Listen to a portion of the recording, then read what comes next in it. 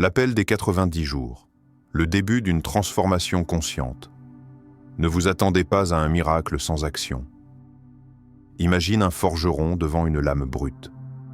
Il ne suffit pas d'attendre que la lumière change, qu'une main invisible accomplisse le travail. Pendant 90 jours, il martèle, chauffe, plie, façonne. Chaque coup porte en lui la promesse d'une épée prête à découper les doutes, à percer les illusions. Ce délai de 3 mois est plus qu'un simple repère temporel. C'est le creuset où se façonne la volonté, où l'habitude se fond en nature profonde. C'est l'espace sacré où la pensée organisée rencontre l'action résolue. Es-tu prêt à quitter le royaume de l'inaction? À offrir à ton âme ce laboratoire du changement où chaque jour, chaque geste, chaque pensée alimente ta nouvelle réalité? Que peux-tu commencer aujourd'hui qui façonnera ton destin dans 90 jours? Le désir ardent, le moteur insatiable, le désir est le point de départ de toute réussite. Napoleon Hill, au cœur de chaque être humain réside une étincelle, parfois fragile, souvent négligée, mais toujours vivante. Le désir. Ce feu intérieur, invisible aux yeux du monde, brûle en silence, attendant qu'on lui donne de l'air pour devenir un brasier incandescent. C'est le point de départ. Sans ce feu, toute entreprise reste lettre morte, toute volonté, un souffle évanescent. Imagine un jeune artiste perdu dans l'immense foule urbaine. Son existence se déroule dans l'ombre, entre les bruits assourdissants de la ville et la grisaille des jours sans éclat. Mais en lui, caché derrière un masque de simplicité, dort un désir puissant, presque secret, celui d'illuminer le monde avec ses couleurs, d'infuser dans le quotidien des autres une beauté nouvelle, une vibration inconnue. Ce désir ne vient pas d'un caprice superficiel, mais d'un appel viscéral, profond, presque mystique.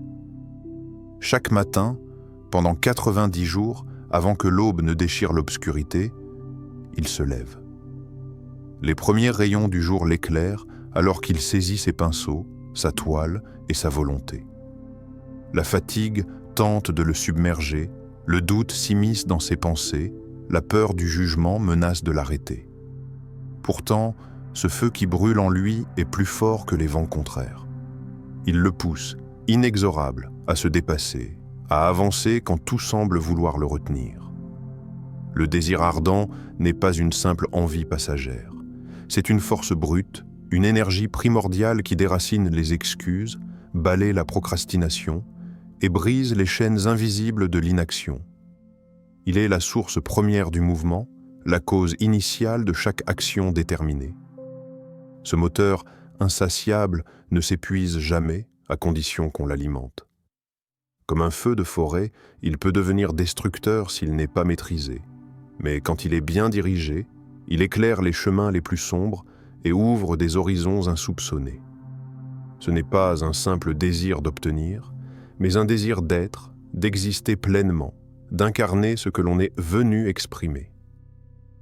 Au fil des jours, ce feu intérieur peut vaciller sous les doutes, sous le poids des échecs, sous le regard sceptique des autres. Mais c'est précisément dans ces moments qu'il faut le nourrir avec plus de soin, avec plus de détermination. La persévérance est l'huile qui empêche la flamme de s'éteindre, la conviction, le souffle qui la fait grandir.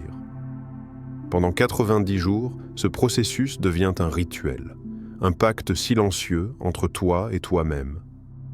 Chaque matin, tu rallumes ce feu, tu embrasses ce désir avec intensité. Tu sais que ces 90 jours ne sont pas un simple passage temporel, mais une forge où se façonne une nouvelle version de toi-même, celle qui ne se contente plus de rêver, mais qui agit, qui crée, qui transforme. Il est crucial ici de comprendre que le désir ne se limite pas à ce que la société valorise ou à ce que les autres attendent de toi. Il ne s'agit pas d'une ambition superficielle dictée par l'ego ou l'illusion du succès extérieur. Non. Le véritable désir ardent est une flamme qui vient des profondeurs de l'âme, de cette part authentique et singulière qui ne demande qu'à s'exprimer librement. Alors, à toi qui écoutes ces mots, je te pose cette question. Quel désir dort en toi? caché sous les couches du quotidien, enfoui sous les compromis, étouffé par la peur? Quelle flamme, même faible, subsiste malgré les tempêtes qui ont voulu la réduire en cendres? Peux-tu reconnaître cette force comme ton allié la plus précieuse? Pendant ces 90 jours, seras-tu capable de l'écouter, de la chérir, de l'alimenter sans relâche, même quand les vents contraires semblent vouloir la balayer? Sache que ce désir ardent est un appel à sortir de ta zone de confort, à franchir les limites que tu t'es inconsciemment imposées. C'est une invitation à te confronter à l'inconnu, à la difficulté, à l'effort constant, avec la certitude que c'est là que réside la transformation profonde. Ne sous-estime jamais la puissance d'un désir sincère. Il est la force motrice, capable de déplacer les montagnes invisibles qui t'empêchent d'avancer. Il est ce vent doux mais persistant qui, jour après jour, façonne les contours de ta destinée. Alors, pendant ces 90 jours, cultive ce feu avec une attention sacrée. Par chaque pensée dirigée, chaque action volontaire, chaque instant consacré à ton but, tu donnes à ce désir la force de se métamorphoser en réalité tangible. Et souviens-toi, le voyage commence toujours par un premier pas, mais c'est la flamme intérieure qui te pousse à faire ce pas, et le suivant, encore et encore, jusqu'à ce que la route devienne claire et que l'impossible se fasse possible. La discipline de la pensée organisée, la pensée est une force. Organise-la ou elle t'organisera. Dans l'immensité du chaos mental où voguent nos pensées comme des navires sans gouvernail, il existe une vérité simple mais puissante. La force de la pensée, quand elle est organisée, est une puissance créatrice. Mais laissée à elle-même, sans discipline ni plan, elle devient un feu follet, une tempête qui détruit plus qu'elle ne bâtit. Imagine un jardinier au lever du jour. Il ne se contente pas de jeter des graines au hasard sur un sol vague et incertain. Non, il trace des lignes, il mesure, il divise, il prépare. Chaque parcelle est pensée avec soin. Il connaît les saisons, la nature du sol, la manière dont chaque graine doit être plantée. Il sait que pour que la vie jaillisse, l'ordre est indispensable. La pensée organisée est ce jardin méticuleux à cultiver dans l'esprit. Chaque idée n'est pas une simple pensée fugace, mais une graine à planter avec intention. Chaque affirmation répétée, chaque image mentale visualisée devient une racine qui s'enfonce, une tige qui pousse, une fleur qui éclot. Pendant 90 jours, l'engagement quotidien à travailler ta pensée est l'outil le plus puissant que tu puisses détenir. Écrire tes objectifs, répéter tes affirmations, imaginer ta réussite avec précision. Ce sont ces petits gestes, répétitifs et patients, qui constituent la pierre angulaire de ta transformation. Sans cette discipline, ta volonté s'égare dans les brouillards de la distraction, les rêves deviennent des chimères, le doute s'immisce et la confusion s'installe. La pensée non dirigée est une rivière déchaînée, prête à tout emporter sur son passage, y compris tes aspirations les plus profondes. Le danger est subtil. Il n'est pas dans l'absence d'idées, mais dans leur désordre. Dans le tumulte de l'esprit moderne, saturé d'informations et de stimulations incessantes, ta capacité à structurer ta pensée devient ton refuge, ta forteresse. C'est là que la clarté naît, que la volonté se renforce. Es-tu prêt à devenir l'architecte de ta réalité intérieure, à tracer les plans précis de ce que tu veux construire? Car sans plan, toute construction s'effondre. Mais avec un plan clair et organisé, même les montagnes les plus imposantes peuvent être déplacées, lentement mais sûrement. Prends un instant pour imaginer l'état de ton esprit dans 90 jours. Un esprit où les pensées s'ordonnent avec fluidité, où chaque idée est un pas vers ton objectif, où le chaos laisse place à une paix vibrante.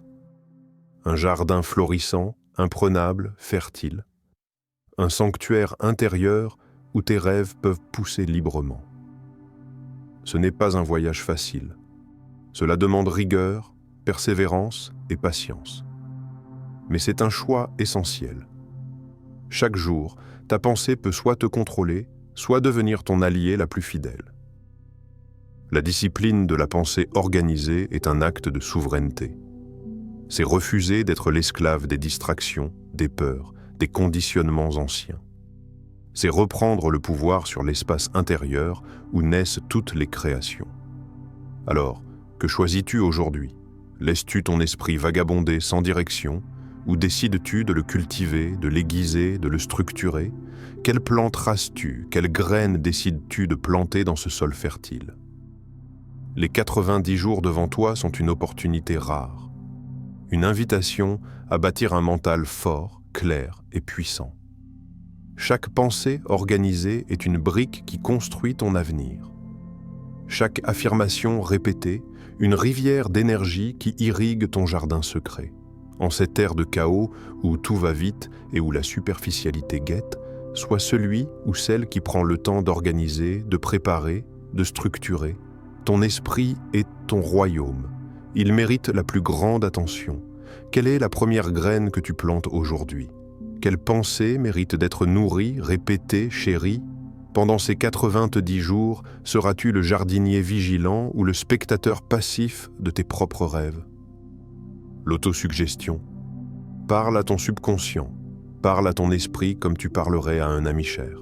Le silence de la nuit s'étendait à perte de vue. Un désert infini sous un ciel étoilé.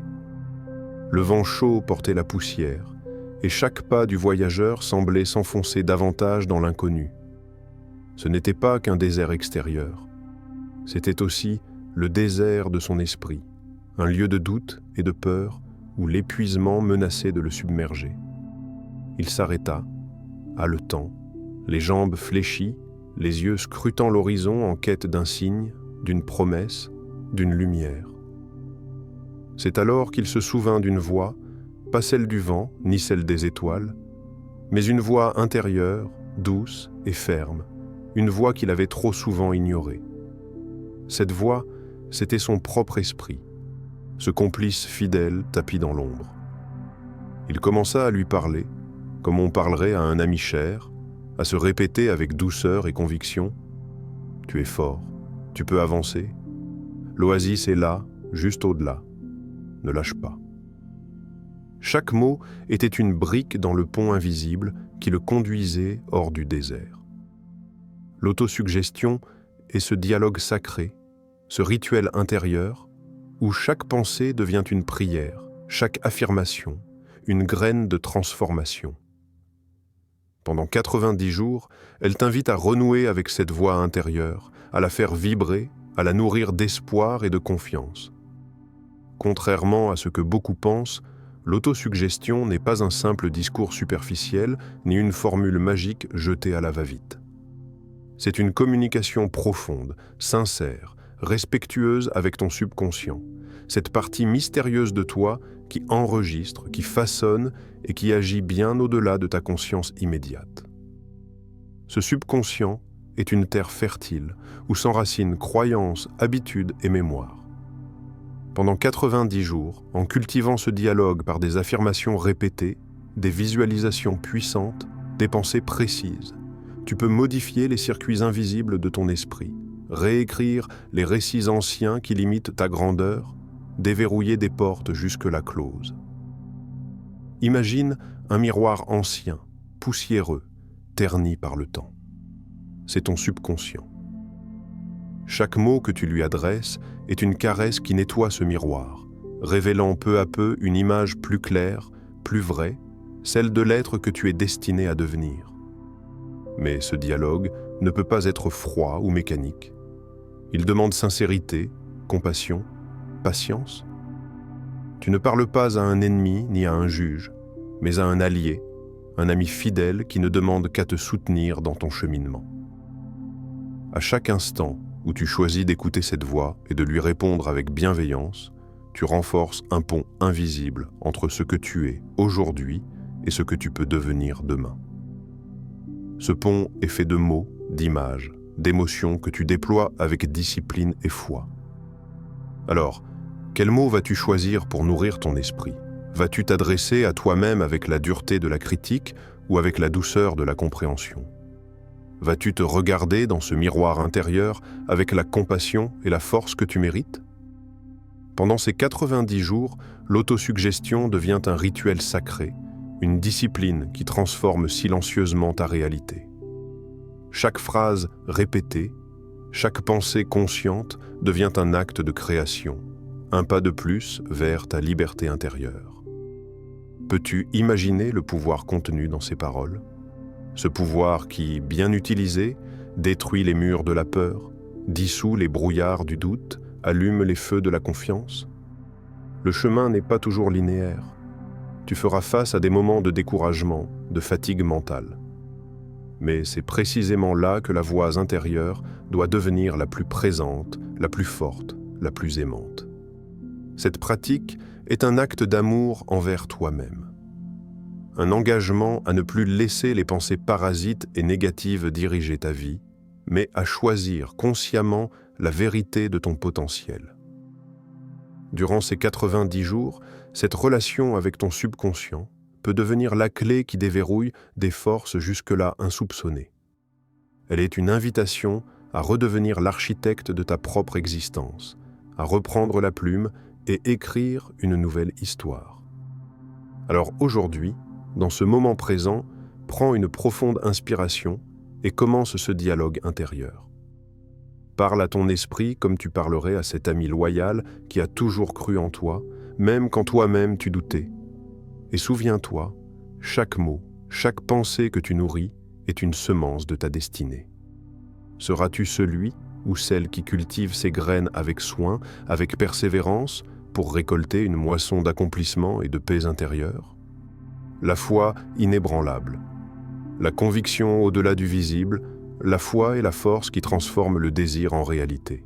Dans un atelier silencieux, baigné d'une lumière tamisée, un sculpteur se tient devant un bloc de pierre massif.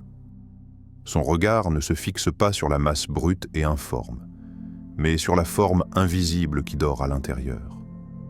Chaque jour, pendant 90 jours, il frappe la pierre avec un mélange d'assurance et de patience, même s'il ne voit pas encore la statue prendre vie sous ses mains. Cette foi, cette confiance absolue dans un résultat encore caché, est la clé qui ouvre les portes du possible. C'est un mystère qui dépasse la simple logique, une énergie profonde qui maintient le cœur et l'esprit fermement ancrés dans la conviction, même lorsque le chemin est obscur, incertain et parfois solitaire. La foi n'est pas une croyance aveugle. Ce n'est pas un espoir fragile, ni un vœu pieux. C'est une force intérieure qui pousse à agir, à persévérer, à poursuivre l'effort au-delà des apparences. C'est la certitude que ce que tu désires avec toute ton âme prendra forme, à condition que tu ne cesses jamais d'y croire. Dans la vie, les résultats ne sont pas toujours immédiats. Les fruits de ton travail peuvent mettre du temps à mûrir. Parfois, tout ce que tu as est cette petite flamme vacillante au creux de ta poitrine, cette conviction ténue qui refuse de s'éteindre malgré la noirceur alentour.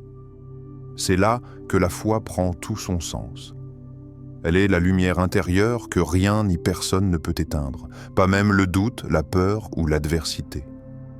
Elle est ce souffle mystérieux qui anime l'artisan du changement, qui façonne la statue invisible dans le silence de ses efforts. As-tu déjà ressenti cette force? Cette puissance silencieuse qui te pousse à continuer quand tout semble perdu, quand les portes se ferment, quand le monde te dit d'abandonner?